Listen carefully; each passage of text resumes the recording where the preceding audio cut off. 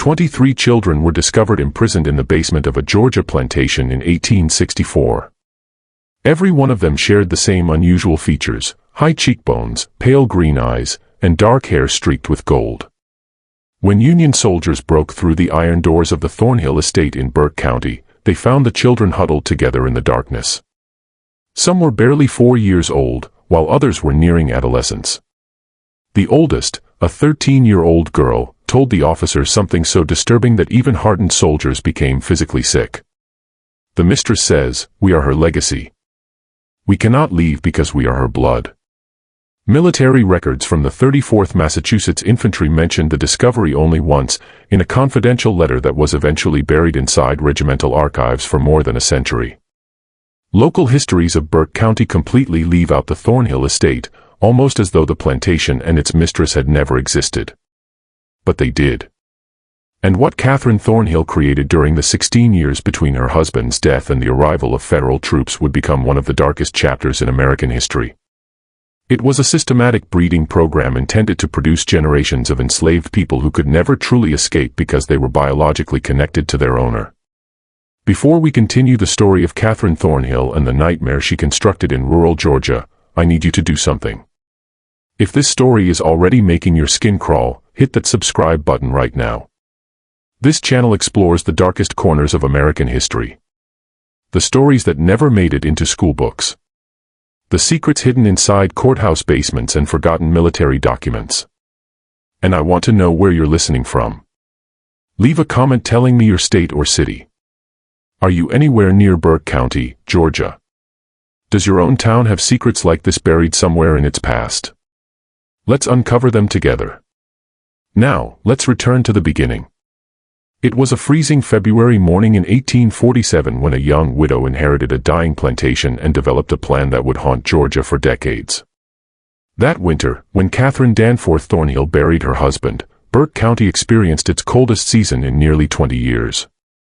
The Thornhill estate stretched across 1,700 acres of red clay soil, roughly 7 miles southwest of Waynesboro, the county seat. In 1847, Burke County was dominated by cotton farming, although it wasn't nearly as prosperous as the Black Belt regions farther west. The soil had become exhausted after decades of single-crop agriculture. The estate had once been prosperous. Catherine's late husband, Jonathan Thornhill, inherited the property from his father in 1838 along with 42 enslaved workers. But Jonathan was an ineffective manager and a passionate gambler. When a winter fever killed him in February 1847, the plantation was drowning in debt. The fields were producing less, the mortgage was enormous, and creditors were beginning to close in. Catherine was only 28 years old. She was a widow with a calculating mind and almost no acceptable choices.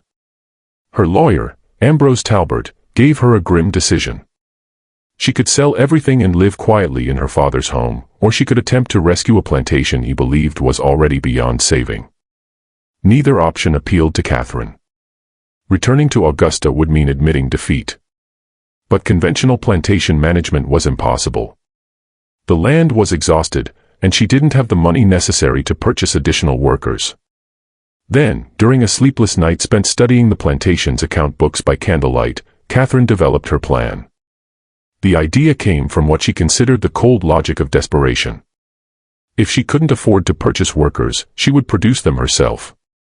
But she wouldn't do it randomly, as other plantations sometimes did. Catherine imagined something much more organized and controlled.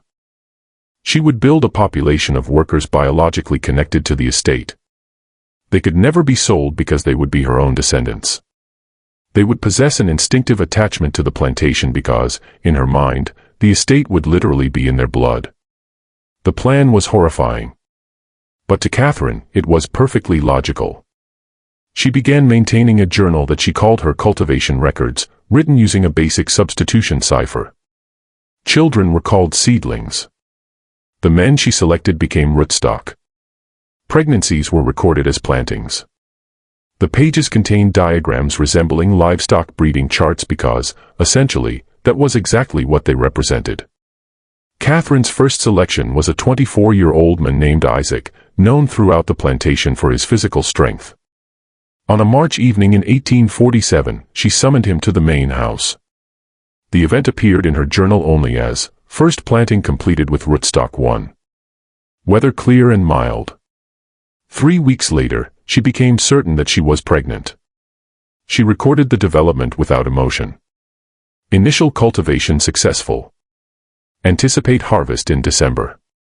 Her 16-year-old stepson, Richard Thornhill, was the first person to realize that something was seriously wrong. He noticed Catherine becoming withdrawn. He saw her unexplained illness.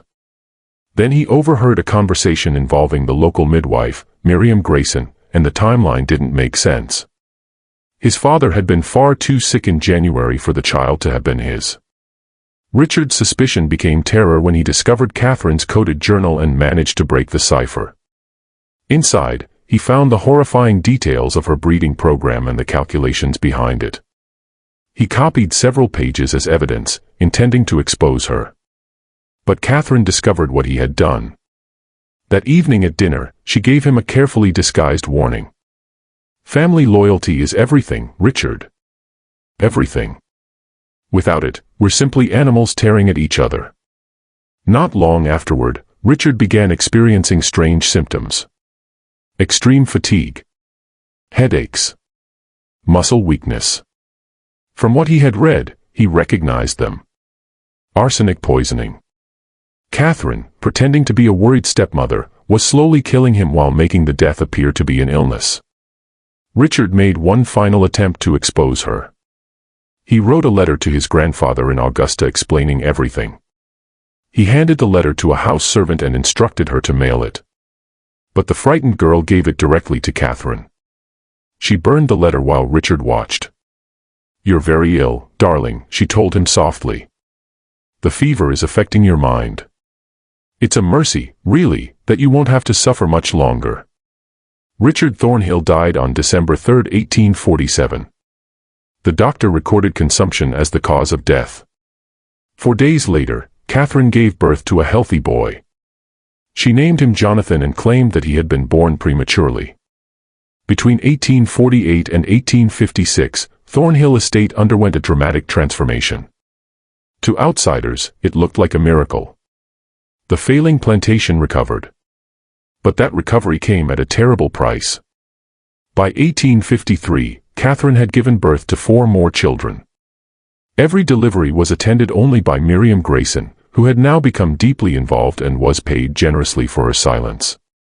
But the midwife had another, darker responsibility. She made sure enslaved women gave birth only when those pregnancies fit Catherine's carefully controlled plans. Whenever pregnancies occurred outside her chosen pairings, Mrs. Grayson provided abortive patients. By 1856, Catherine's program had produced 10 children of her own. They occupied a strange and disturbing position. Legally, they were enslaved. Yet they were raised inside the main house, dressed in decent clothing, and given an informal education directly by Catherine. She was preparing them for what came next. The oldest, Jonathan, was 8 years old. He barely remembered his father, Isaac, who had been sold to a plantation in Alabama in 1849 after Catherine decided that his purpose had been fulfilled. Inside the mansion's east wing, Catherine created what she called a heritage room. It was a windowless shrine dedicated to her program. Inside were her coded journals, vials containing samples of each child's hair, and elaborate family trees showing the pairings she intended for future generations. She wasn't planning months ahead. She was planning decades into the future.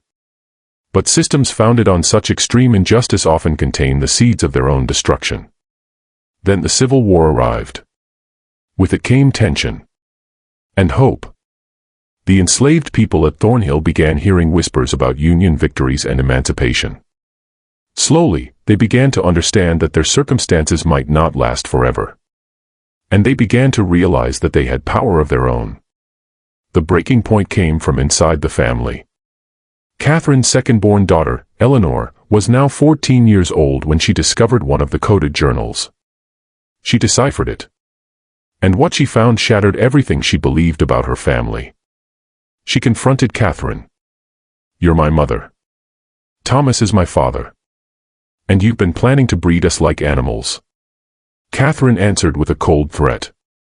You will cooperate because the alternative is far worse. I sell you to a plantation where they work field hands to death. Is that what you want? But the secret was no longer contained. Eleanor told her brothers and sisters. The older children finally understood what they were. And they understood what Catherine intended to do with them. The atmosphere inside the main house changed. Catherine could feel their silent rebellion. Then, in one final attempt to maintain control, she publicly punished a young woman named Grace who had attempted to escape. Grace was whipped in front of the entire assembled population. Catherine's own children were forced to watch. But the display of terror produced the opposite result. It didn't make people more obedient. Instead, it revealed how afraid Catherine actually was. Resistance whispers began spreading. Everyone only needed to survive until the Yankees arrived. Or perhaps they could bring the nightmare to an end themselves. The final confrontation came on the night of March 17, 1864. As the Confederacy began collapsing, Catherine gathered her 11 biological children inside the Heritage Room. Then she showed them a box of laudanum. If the Yankees come, where will you go? You'll be outcast. Is that better than staying here together? She pleaded. This medicine, in larger doses, provides eternal peace. I want to protect you. But her children refused. Led by Jonathan and Eleanor, they stood together against her. You're a monster, Jonathan said. For Catherine, there could have been no greater rejection. Her own legacy had turned against her. And so she made one final desperate choice. If she couldn't control the future, she would at least preserve the record. She grabbed the journals and charts and ran from the house toward the quarters. What happened afterward is known only through fragmented and conflicting testimonies. But several things are certain. Catherine Thornhill reached the quarters carrying the evidence of everything she had done. The enslaved population emerged and saw their tormentor standing before them. And someone decided that this was the moment. Catherine Thornhill disappeared that night. Her journals were discovered scattered and ripped apart in the mud. Her body was nowhere to be found. When her stepson Jonathan and her daughter Eleanor reached the quarters, they found chaos. But there was no Catherine. An enslaved woman named Hope looked at them and said, "She's gone and she ain't coming back. Justice got done here tonight." They chose not to speak about it again. The following morning, Catherine was reported missing. The sheriff concluded that she had fled ahead of the advancing Union forces. Nobody from the quarters said anything.